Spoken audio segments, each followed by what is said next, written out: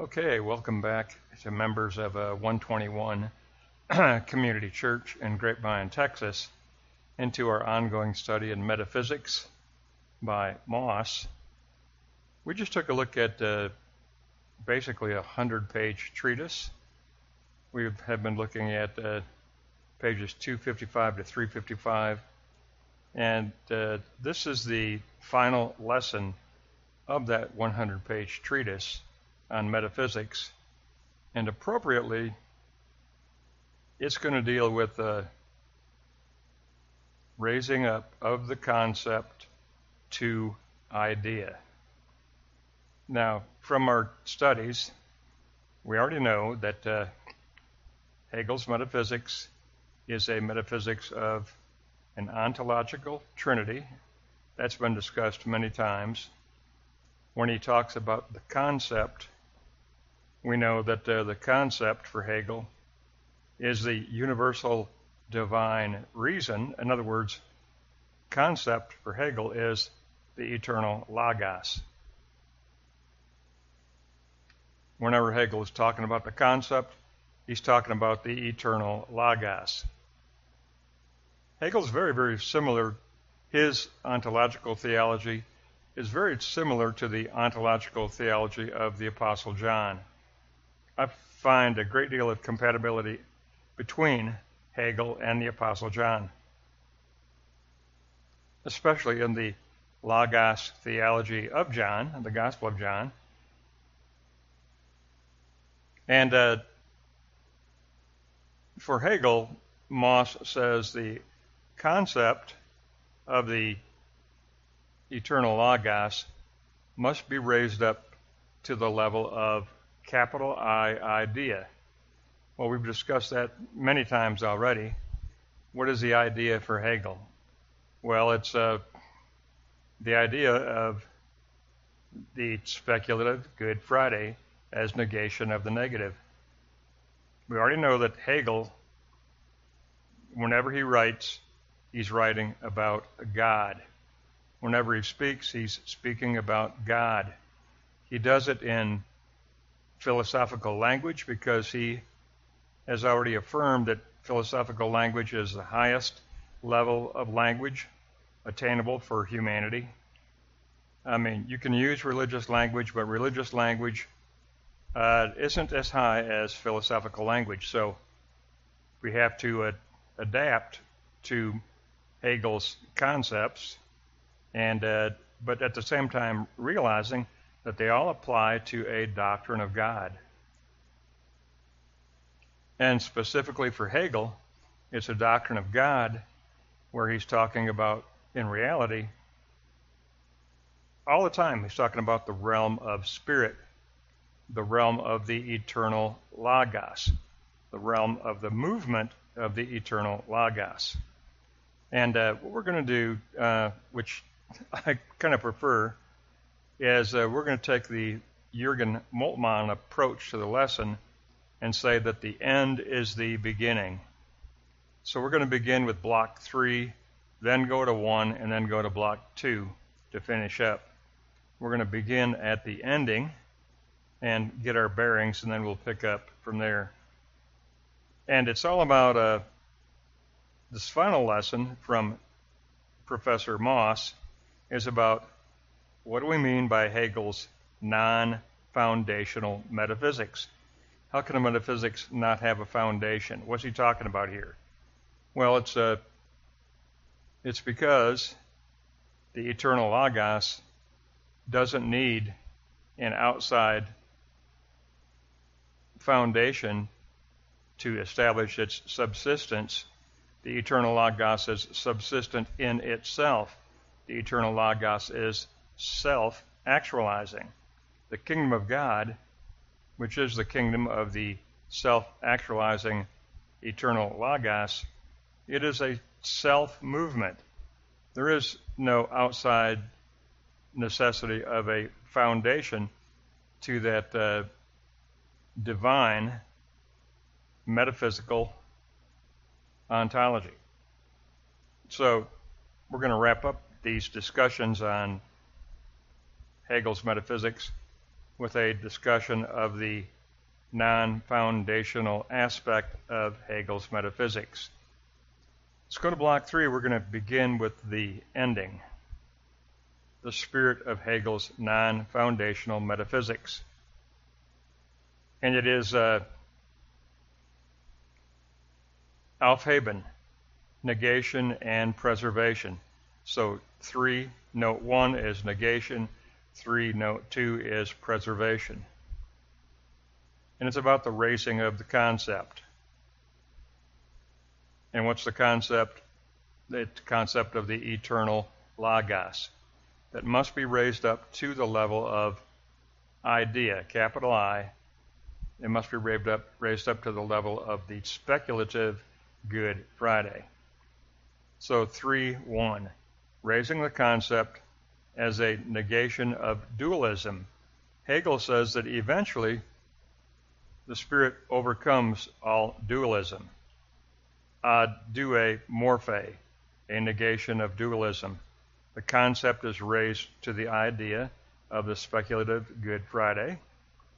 By transcending dualism, the concept in itself demonstrates its own truth. The eternal Logos demonstrates its own truth in our reality. You say, well, where is the eternal Logos? It's the realm of spirit. And for the believer, we know that we live in a realm of spirit. Hegel says that again and again in his phenomenology.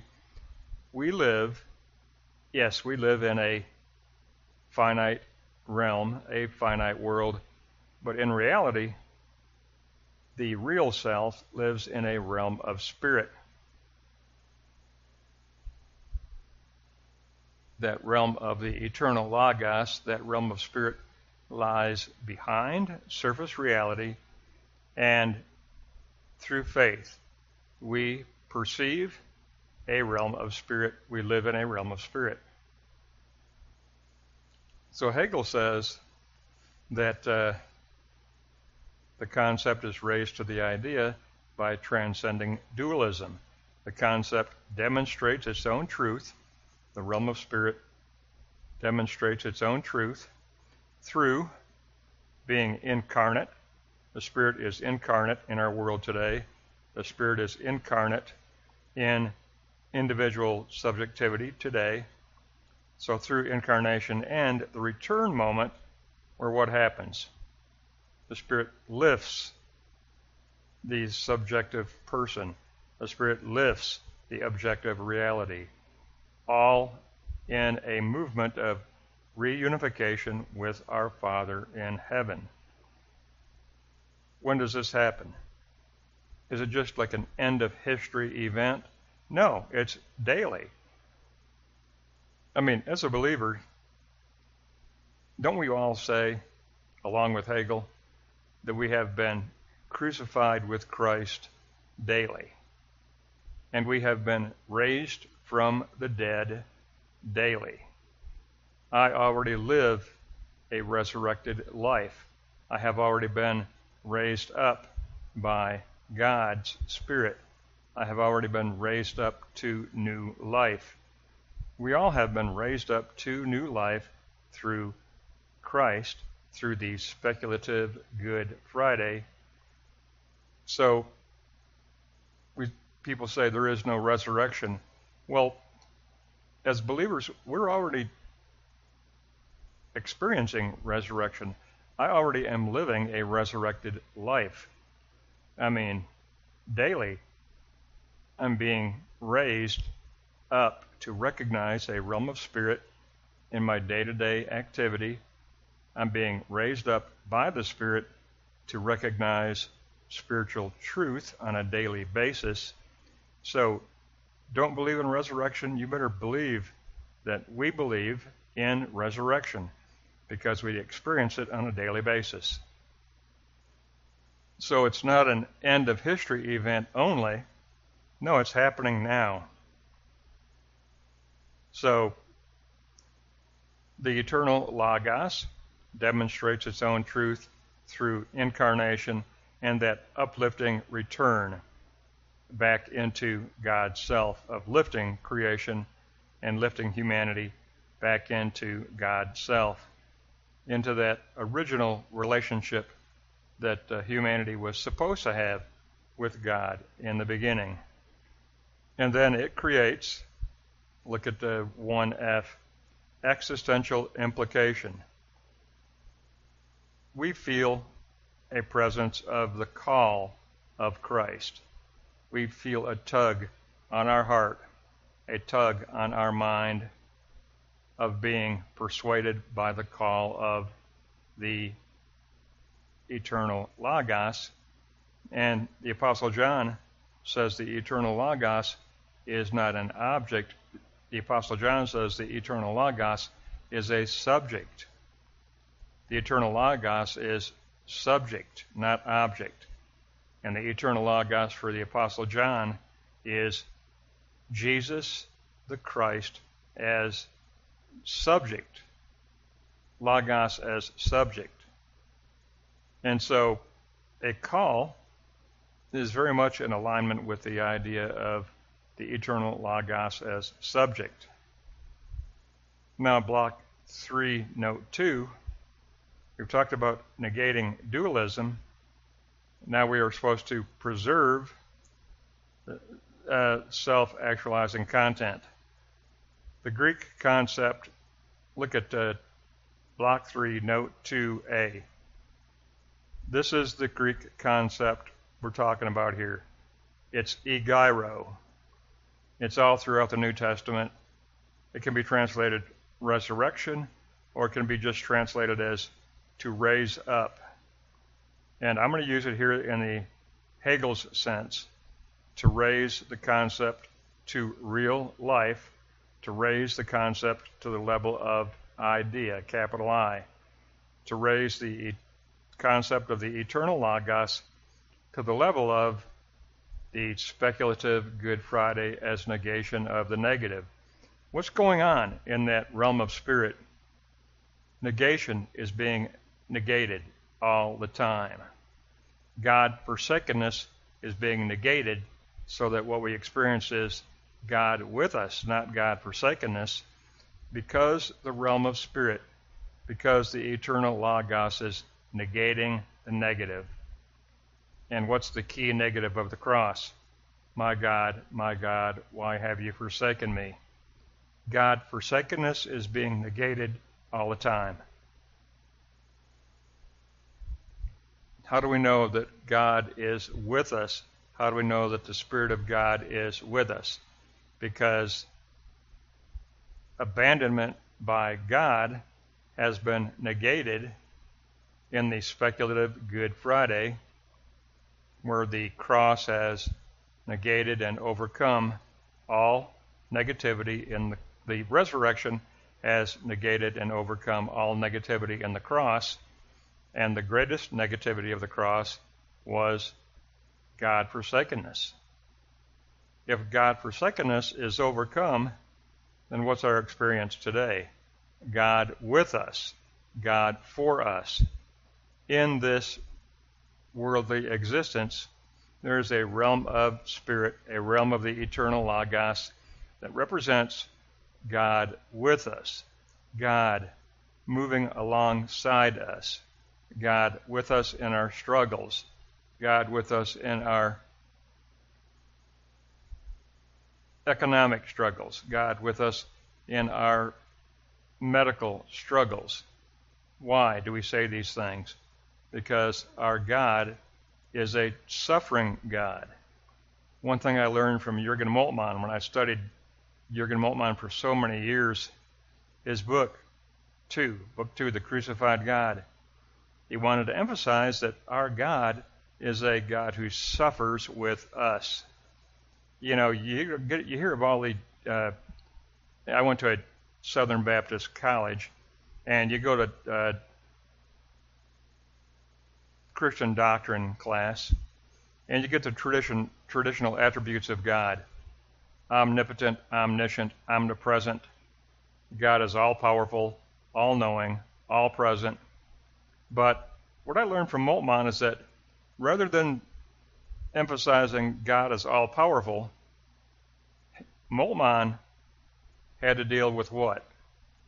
He had to deal with World War II. He had to deal with Auschwitz. He had to deal with Dietrich Bonhoeffer being executed in a concentration camp. God, for Moltmann, had to be the God who suffers with us. God, for Hegel, is the God who suffers with us. So there is a real presence of egeiro, block 3, note 2a, egeiro, to raise the concept to real life because the concept is self-moving.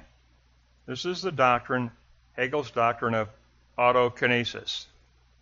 The eternal logos, the concept. When we say concept, when Hegel says concept, he's saying eternal logos. The eternal logos is self-moving. This is the doctrine of Auto-Kenesis. Quoting Hegel, all that is rational must be. The truth of actuality is the concept.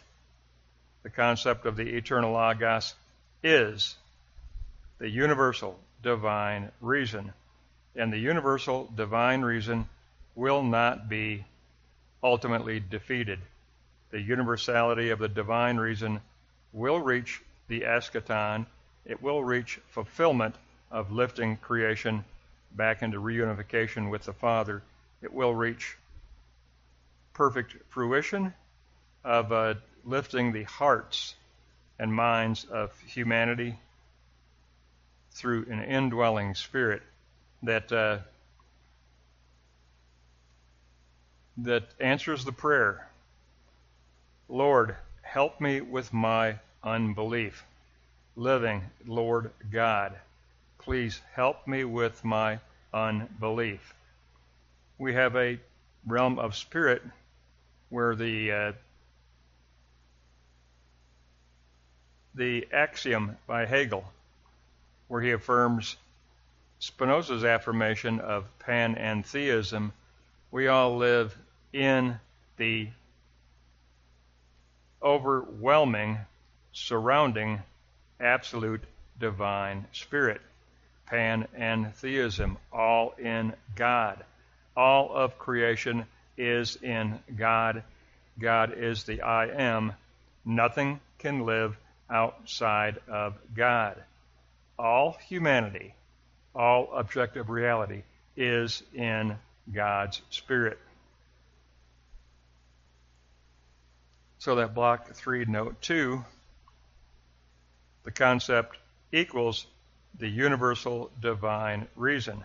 Whenever we use the term, when Hegel's using the term concept, he's talking about the logos, the universal divine reason. And that does actualize itself. Auto, kath, auto. Moss put that in there. He put the Greek in there. Self-actualization is auto, kath, auto. I love that. I like the fact that Dr. Moss does that because I know, and we all know, Hegel preferred classical Greek concepts. So self-actualization is auto, kath, auto.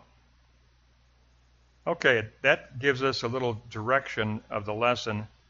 We're headed toward this raising up of the concept, egeiro. We're centering in on the concept of egeiro, the raising up of the concept to the level of idea, to the level of the speculative Good Friday as negation of the negative.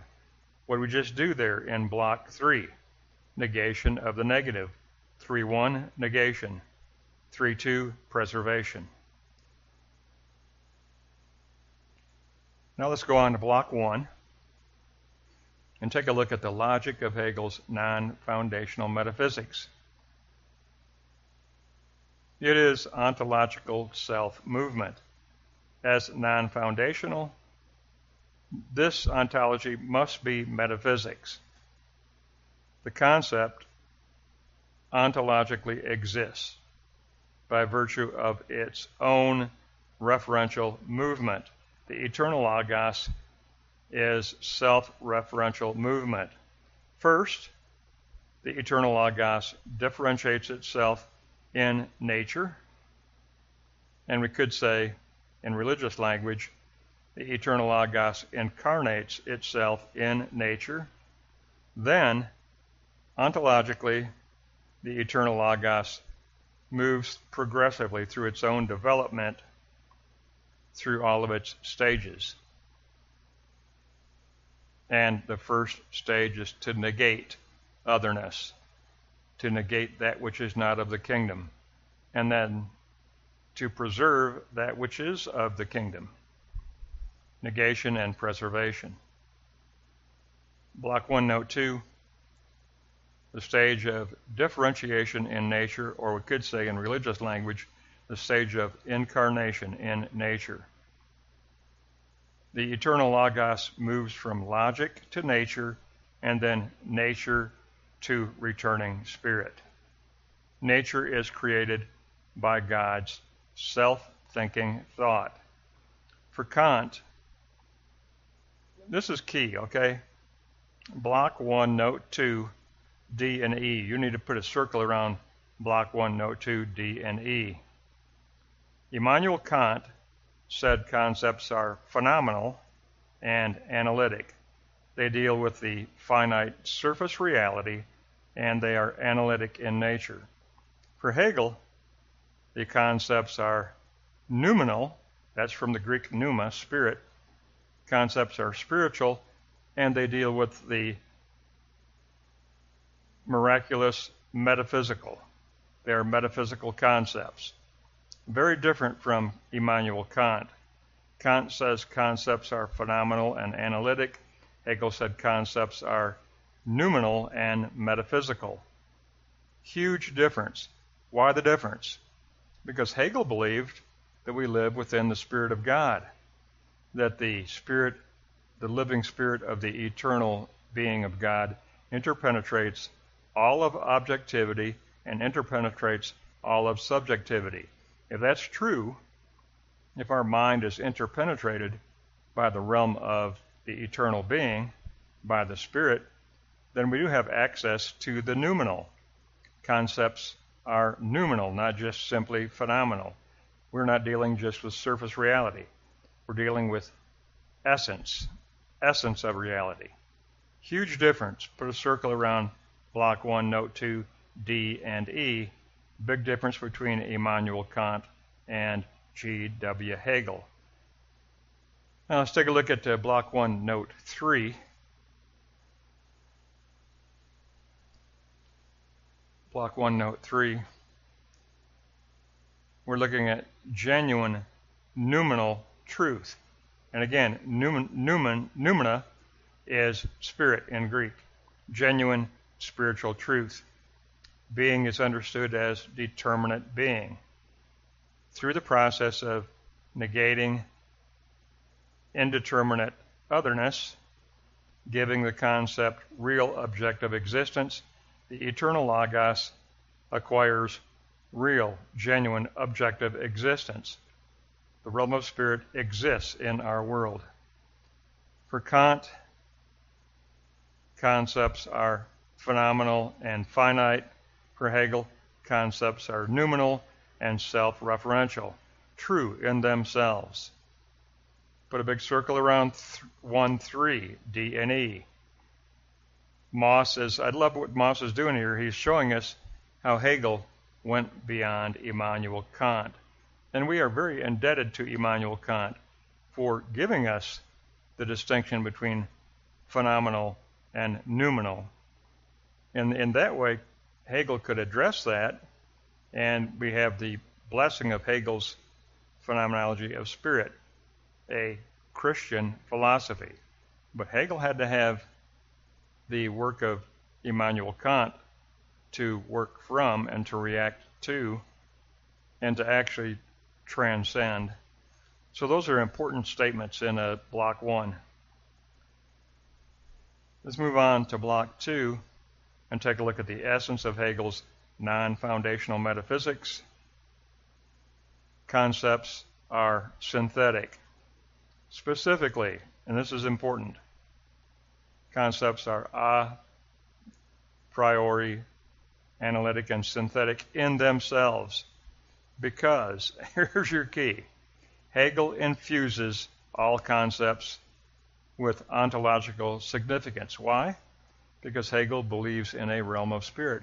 Hegel believes in the ontological structure of a realm of spirit. Therefore, he infuses all concepts that are made to describe the eternal Logos, all concepts that we acquire to describe the realm of the eternal Logos, all of those concepts have been infused with ontological significance. They all contribute to the structure of existence. They all contribute to the structure of existence. In other words, they lead us to the essence of reality. We have access to essence. Block 2, note 2, concepts as a priori analytic will negate Immanuel Kant's empty analytic unity, because subjective logic does play a role in Hegel's metaphysics. Subjective logic does have access to real content of the spirit, because Hegel reconceives of the concept itself as realization of content through its own self-movement, Auto-Kenesis.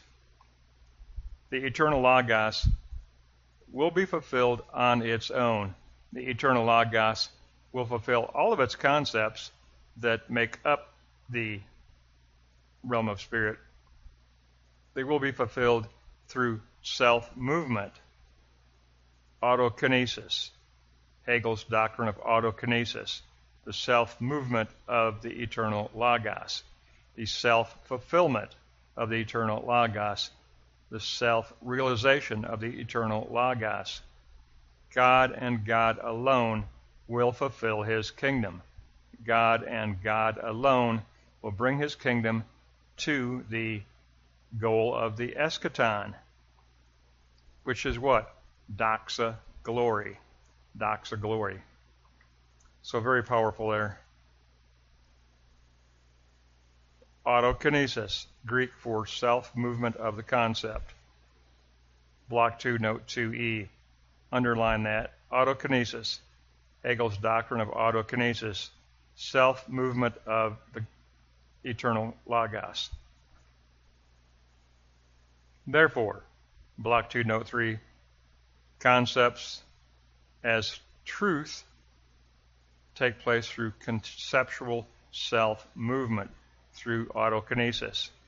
The concept of the eternal Logos must be raised to the idea of the speculative Good Friday as negation of the negative, which unites the concept with genuine spiritual reality.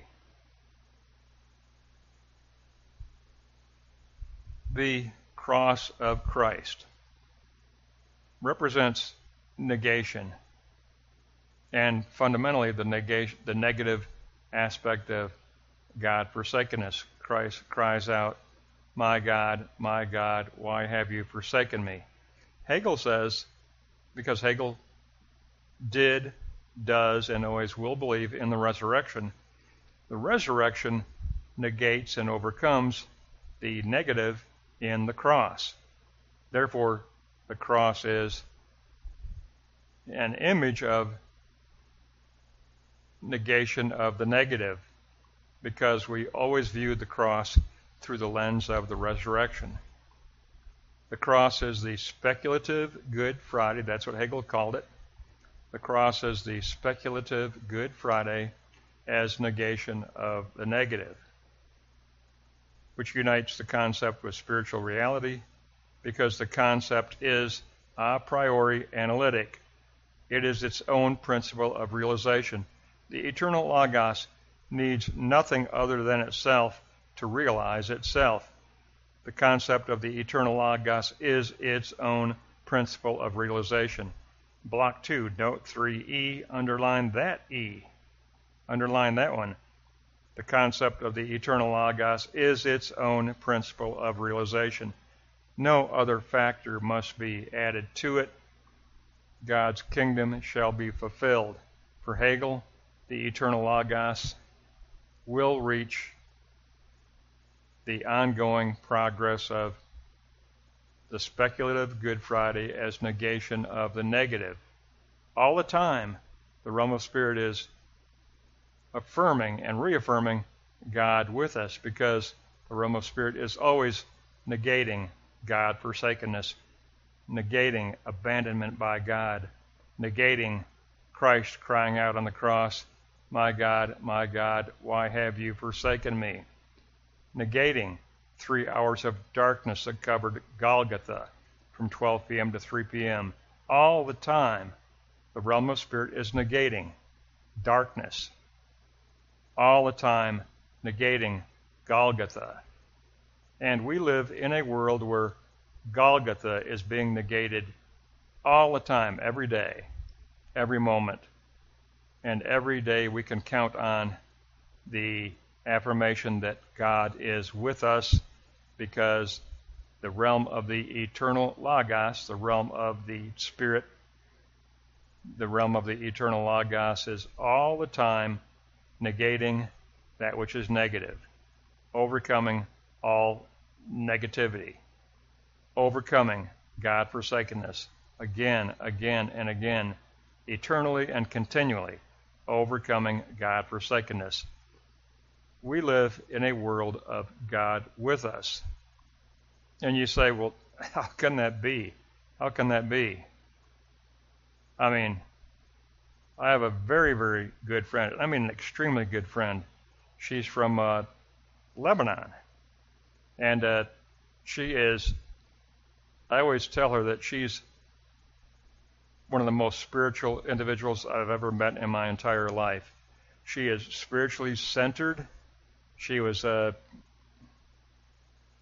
went to a Catholic school in Lebanon, but she grew up in the Lebanon Civil War. Can you even imagine that? I cannot. Some of the stories she's told me are horror stories. I mean, good grief. Members of her family were shot. She used to have to go through military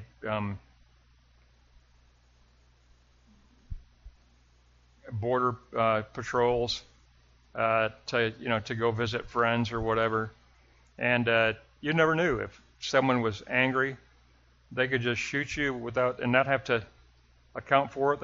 You could be killed, you could be murdered, I mean, the stories she's told me are horrifying, but she lives in the realm of spirit. Her outlook on life is spiritual. Her life is not defined by the finite. Yes, we would love for the Lebanon military civil war to come to an end. Will it ever come to an end? Good grief. Every day in the news we hear about rocket attacks. We hear about explosive detonations. We hear of children being killed in these attacks in Lebanon. I mean, you can't go to school in Lebanon because it's too dangerous to go to school. And my friend, she grew up in that. She grew up in that. I mean, I'm just learning about it, but so when we say, well, how can you say that the realm of spirit is overcoming abandonment by God? It's because we must affirm in our hearts, we must affirm in our minds that we live in a realm of spirit. We are not ultimately those who live according to finitude. When we're immature in life, we think that surface reality is the reality. Surface reality is not the reality. Finite reality is not the reality. True reality is the noumenal realm, not the phenomenal realm. And according to Hegel, we live in the noumenal realm. we transcend Kant's limiting of concepts to the phenomenal realm. For Hegel, concepts are noumenal, spirit instantiated, realm of spirit concepts, noumenal realm concepts. I just have really enjoyed these lessons. It's only 100 pages, 255 to 355, but Dr. Moss gave us a dedicated study to Hegel's Metaphysics, and I thought it was very, very good. I'm very appreciative. So, Dr. Moss, if you're listening, thank you for this tremendous treatise on Hegel's Metaphysics. That's going to wrap it up, my friends. That's going to wrap up the final lesson on Hegel's foundation-free metaphysics, 343 to 355.